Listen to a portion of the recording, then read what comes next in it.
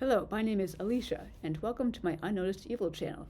Today I'm going to be talking about evidence-based thinking, and where evidence-based thinking can go wrong and fail to lead to truth. These days, people everywhere seem to want to demonstrate that their beliefs are based on the evidence, or the science. And indeed, basing one's beliefs on scientific evidence has become trendy. Now, I have a PhD myself in the biomedical engineering field. I am a trained scientist, and so I recognize the importance of basing one's beliefs on the science. Now, later in this talk, I'm going to be talking about how common sense and anecdotal evidence sometimes are more reliable than the scientific evidence.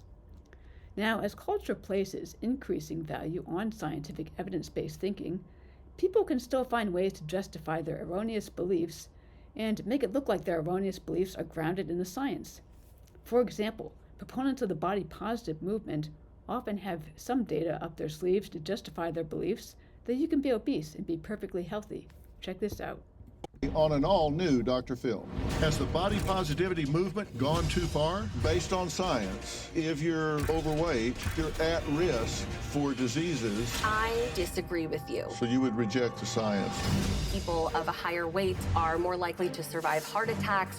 So many doctors are middle-aged white men, and my body is different. Thank you for calling me middle-aged. Proponents of the transsexual agenda also have some data numbers up their sleeves that they can use to deny that the transsexual agenda is harming people. Meanwhile, stories pour out all over the internet about people regretting their transitions to another sex, and stories where children become sterile for life. When I see these people presenting these data numbers to back up their erroneous beliefs, I wonder if these data numbers exist, or if they do exist, where do they come from? And even if these data numbers were accurate, would they be adequate to justify these beliefs? Even scientific evidence-based thinking can be ridden with errors. Furthermore, our beliefs should not be based solely on scientific evidence. First, scientific evidence should not replace common sense. I get disgusted, honestly, when people demand a set of rigorous scientific studies to tell them what color the grass is or which way is up. People might think that they are being smart by relying on scientific evidence to tell them everything under the sun. But when something is knowable by common sense, then these people are just not being smart. They're being more like idiots. For example, we should figure by common sense that tobacco smoking is bad for health. Think about it this way. When there is a fire, it is the smoke that kills people the most, not the flames. And it's because we inhale the smoke that smoke is so deadly. Yet, throughout the 20th century, people demanded scientific studies to tell them that smoking was bad for health.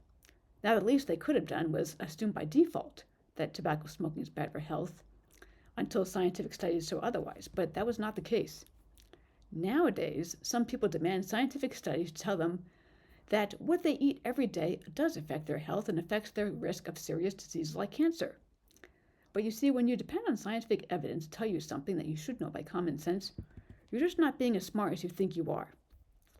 Now, there are some factors that can pervert scientific evidence-based thinking, or evidence-based thinking in general. First, some people just believe what they want to be true. And so they will come up with any kind of reasoning to cling to these beliefs. But then other factors are arrogance in one's character and money interests. So first, talk about arrogance. Arrogance, pride, and ego can have a mind-poisoning effect that can cloud a person's thinking, give the person an overinflated sense of his or her knowledge and capabilities. Additionally, pride and ego can cause a deflated sense of others' competency, especially the competency of others with different viewpoints. Arrogant people tend to judge others as being more incompetent than they are. Arrogant people are not thinking as much about their objective truth, but rather about asserting their intellectual superiority over others. And so they can be disruptive in circles of people that are trying to find truth. Now, you've probably heard the expression, "there's no evidence that." In certain contexts, making the expression "there's no evidence that" can be appropriate. It can discourage people from jumping to conclusions about something without sufficient evidence. Nonetheless, when these words are uttered, they are often laced with either the burden of proof logical fallacy or what I call the unseen evidence logical fallacy. Now, the burden of proof logical fallacy is the assumption that a statement is true unless proven otherwise. For example, when someone says there's no evidence that GMOs are bad for health, well, Is there any evidence that they're safe? Now, another logical fallacy is the unseen evidence logical fallacy, which is a little bit different. It's characterized by the belief that if one has not seen the evidence, then there must not be any. In reality, though, if you have not seen the evidence, there still could be evidence. Arrogant people, though, they are especially prone to this logical fallacy because they think that what they have seen is all that there is, and they adopt the, well, if there were evidence, then I would have heard about it mindset. Note, though, if you have not read anything on the topic and have not done any investigation, then no matter how much evidence there is, you're just not going to see it. Now, money interests also can pervert evidence-based thinking. When there is a money-driven agenda, objective truth and solving problems are no longer at the top of the priority list. What gets published in science literature is not as reliable or as trustworthy as the public is led to believe. A study by Bhandari and colleagues in 2004 reviewed 332 randomized controlled trials in 8 surgical journals and 5 medical journals, all of which were high-impact journals. Of the 158 drug trials, industry-funded drug trials were about 1.8 times or almost twice as likely to show results favorable to the new treatment as drug trials that were not funded by industry. Another study by Stern and Symes found that a publication of a study's results is delayed, or at least less likely to be published, when the results are negative, as in not in favor of the drug being studied. Research studies yielding negative results can lead to reduced revenues for the drug company that is trying to sell the drug. Sometimes the drug company uses intimidation to prevent clinical researchers and or medical journals from publishing findings that do not make the new drug look good. An article by Smith mentioned a study that showed that a non-steroidal anti-inflammatory drug, benoxyprofen, may have serious side effects. The maker of the drug, Eli Lilly, threatened legal action against the journal. Eli Lilly made claims that the drug reversed arthritis, even though there was no scientific evidence for that. To summarize, studies that are published in the science literature in regards to new drugs are biased in favor of results that make the new drug look good. A pharmaceutical company would not want to spend millions of dollars creating a new drug only to find that a scientific study makes it look bad. The scientific literature now used to be more reliable in regards to new studies on new drugs. Back in the 1980s, studies on new drugs used to be conducted by independent researchers who designed the experimental protocols, recruited the patients, analyzed the results, and wrote the articles to be published in the science journals. But now, the vast majority of clinical studies are designed by pharmaceutical companies. Not all patients in the clinical trials necessarily exist. Results are analyzed by the drug companies or by communications agencies, and the names of famous authors are attached afterwards. Clinical trial data are now considered to be property of the pharmaceutical company that manufactured the drug. Meanwhile, individuals with a big name are selected by the pharmaceutical companies as speakers and are paid money to speak about new drugs at medical education events, regardless of whether they are even familiar with the drug they are speaking about. The information about new drugs that is presented at medical education events is susceptible to inaccuracies, leaving attending clinicians with insufficient knowledge about the true nature of the drug and its side effects. According to an article by Healy, clinical studies are more about money-making than about actual medical breakthroughs. Clinical trials on new drugs should be simple, medically important, properly randomized, and large-scale. However, when drug companies determine the research procedures, they misconduct research in different ways. For example, they may run a study on a large number of people with no clear question, no control subjects, just for the sake of showing that a study was done. Sometimes, when a study is done against a competitor drug, the comparator drug may be used at a lower than normal dosage to make it seem like it is less effective than it is. Or conversely, the competitor drug may be used at a higher than normal dosage to make the side effects look like they're worse than they are. Now, this does not mean that we should ignore the scientific research. We just need to consider the funding source and whether or not there are any conflicts of interest that may skew the findings that are being reported. Now, as for anecdotal evidence, anecdotal evidence is defined as evidence that is based on personal experience or observation, rather than systematic data collection. You may have heard anecdotal evidence being labeled as low-quality evidence. The problem is that dismissing anecdotal evidence as low quality can mean ignoring the evidence that is right in front of you, staring you right in the face. Note, not all anecdotal evidence is equal. Some anecdotal evidence is just hearsay, and certainly hearsay can be inaccurate. So the main question to ask is, can the individual presented in the anecdote serve as its own control?